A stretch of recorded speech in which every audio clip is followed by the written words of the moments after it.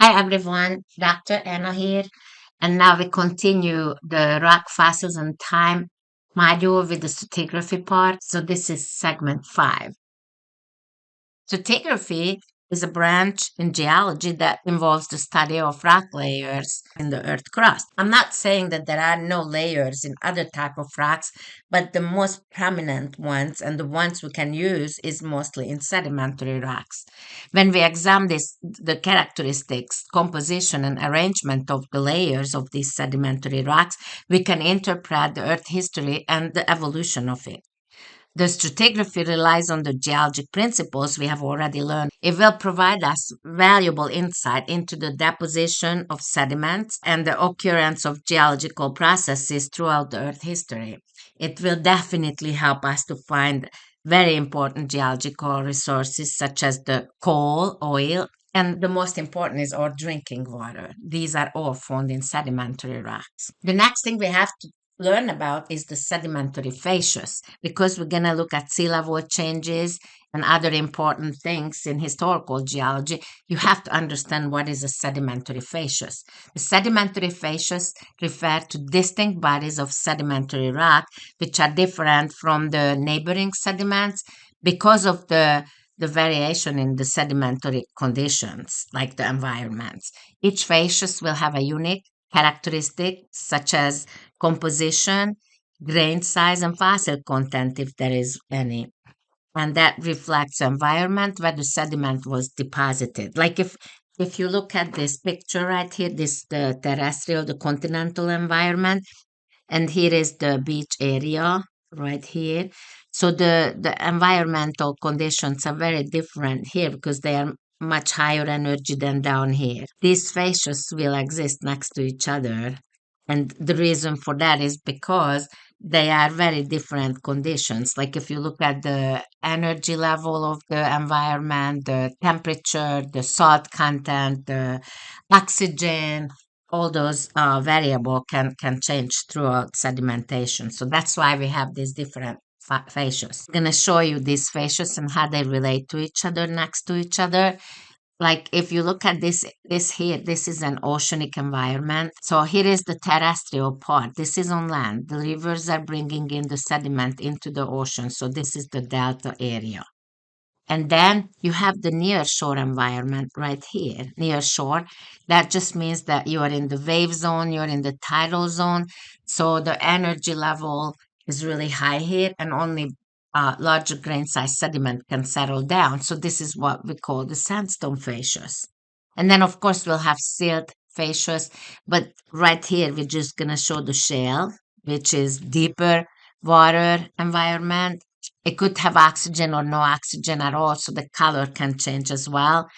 And then the farthermost is the limestone facies. And as you can see, this is the offshore, which means lower energy environment. So the near shore is going to be higher, the offshore is going to be lower energy environments. Now we're going to look at the vertical stratigraphic relationship. So vertical when it's going from down up. And you know, this is the oldest here, unless something has happened. But in undisturbed sedimentary layers, the oldest is always on the bottom. We already talked about this. This is the superposition. And the top is the youngest. If there is any kind of changes in the sediments, this will be separated by the bedding plane. There is one right there. Vertical stratigraphic relationship will describe how the rock layers are positioned relative to each other from top to bottom or from bottom to top. And the bounding surfaces, which are separating one layer or strata from another, is what we call the bedding plane. So it's important that you know bedding plane. The bedding plane can be gradational. When it's gradational, that means that you cannot really see a bedding plane, but you will see that the rock is going gradually into something else. So it's a much coarse grainer sediment right here, and it's a much finer grained sediment here. So this is a gradational bedding plane. Now, sometimes it can be really sharp when you have a different type of rocks in one layer and a different one on the other one. So gradational, when the rock gradually changes into another rock, or sharp, when the rock below and above is different. So it's easy to see, and it means a rapid change in the sedimentation. We're going to start talking about the lateral relationships. We learned in the lateral continuity principle that the layers of sediment will extend outward in all direction until they would terminate. Termination could happen because of the edge of the basin, just like here. So it's the basin is over in this area, there is no basin. Or if you have a fault line, sometimes the lateral relationship can be gradual, like if you are in an area where there is two fascias, like this is the sand fascias, which is high on energy, and this is silt, which is lower energy. And if the sea level is changing a little bit, then this area can change from closer to the shore to the deeper water environment. Sometimes the change is very, very frequently happening. So the sediment of one area is pinching out. We call it pinching out into the other area. So this is a pinching out right here. And this is what we call, when it's really, really complicated, we call it intertonguing. It's a funny way of saying it, but that's how they say it. So we have the gradual when it just one pinch out because it's gradually changing from one to the other. And sometimes it's going like frequently back and forth, and that's what we call intertonguing. Now, sometimes the rock unit changes by lateral gradation, means that you see this is mostly sand, then it goes into sand and silt, and then it's mostly silt. So this is gradually going from one facies to the other. Both the intertonguing and the lateral gradation indicates simultaneous deposition in adjacent environments. So if you are in the shallow marine environment, it's going to be all sand, but at the same time in the deep water environment, it's going to be all clay, and then whatever is in between. So all these facies will have sedimentation at the same time, completely simultaneously. So these different facies exist next to each other. This is a beautiful, beautiful example of intertonguing. You can see right here. Now, we're going to start talking about the sea level changes. The first type of sea level change we have to talk about is the so-called transgression. When we have a transgression, that means that the sea is rising and therefore the ocean is advancing over the land. The continent is going to shrink. This will produce a continuous shift of environments and their sedimentary products landward. It means that shallow water sediments will be overlaid by deeper water sediment. And when you get to the terrestrial, the continental environment, because the sea is going up, some of it will be covered by shallow water sediment. On the other hand, if you look at the individual rock unit or facies, they will become younger in the landward direction. These sediments are what we call transgressive, means that their ages vary from place to place, and they are actually going to become younger toward the land. I'm going to show this to you right away because I'm going to draw this on the next slide. Right now, I'm going to draw you the transgressional sequences with three different sea level stages. So here I am starting to draw. This is the ocean area. This is the land area. So this is where we are on the continent, and this is where we are in the deep marine water. So we're gonna start with the sea level 1. So it's gonna be the sea level right here. So that's stage 1.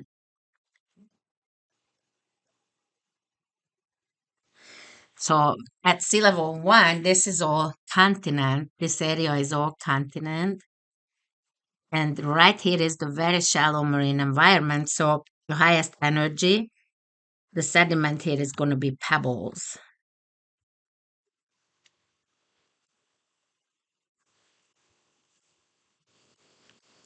After the pebbles come the sand, which is still pretty high energy sediment, but not as much as the pebbles. So that's sand. The next phase is going to be the silt as the water gets deeper and deeper. So this is my drawing's going to be silt. Silt more or less are depositing below the wave base. So by this time, the energy is not that high. And the deepest water sediment is going to be the clay.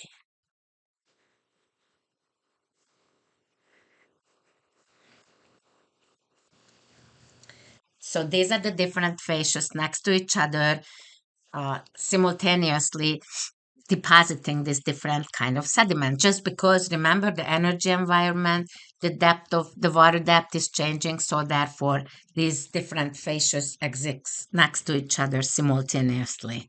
So now we're gonna go to the next sea level, and I am going to change the color, let's say green.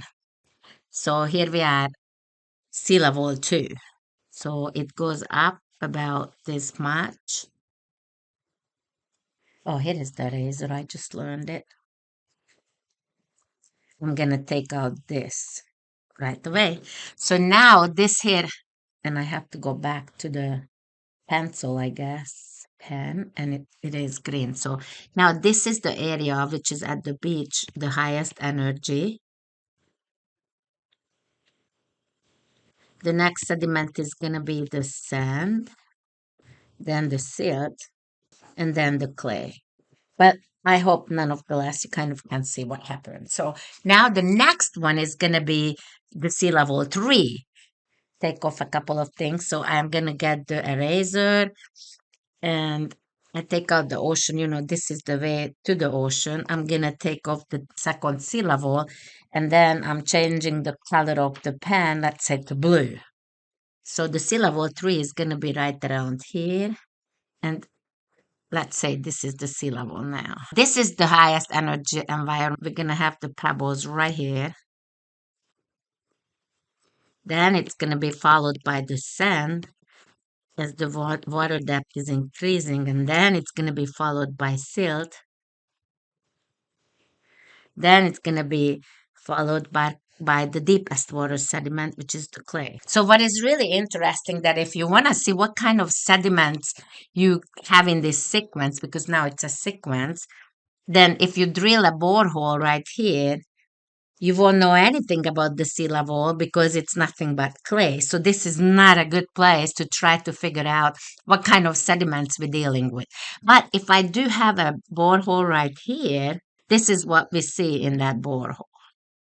It starts with pebbles and it's followed by sand, then it's followed by silt, and then it will be followed by clay. So you see what we see that the grain size is getting finer as we go up in the sequence. Finer grain size upwards. What else do we see? That if we look at the pebbles, see in the first case it was red, and that was the first one which deposited. Then the green came, which is younger, and then the blue, which is the youngest. So we see that the same kind of sediment is getting younger toward the land. This is what we call time transgressive sediment. This also shows you that the area which has been land before is now covered by water. The shallow marine sediment is followed by finer grain, deeper water sediment. So that's what very typical for transgression. And also that the same facies is getting younger toward the land. See the silt here? The first seal, the red, is here the oldest, and as we go toward the land, it's getting younger and younger and younger. So the sediment, the facies is getting younger toward the land, and the grain size is getting finer upward. So these are very typical characteristics of transgression. This is just another figure of the same thing, basically. Here we see the largest grain size, which is the gravel right here. This is the sand, the silt, and we could say the clay, but this is limestone. Limestone. At the beginning, this was the largest grain size, and as it goes up in the sequence, more and more land is covered by water, so therefore the highest energy sediment is going toward the land. And then the next one, the sand, is also going to be younger toward the land. So this is what we call time transgressive. I think I'm going to finish this segment right here, and I will continue with the regression in the next segment. I'll see you there.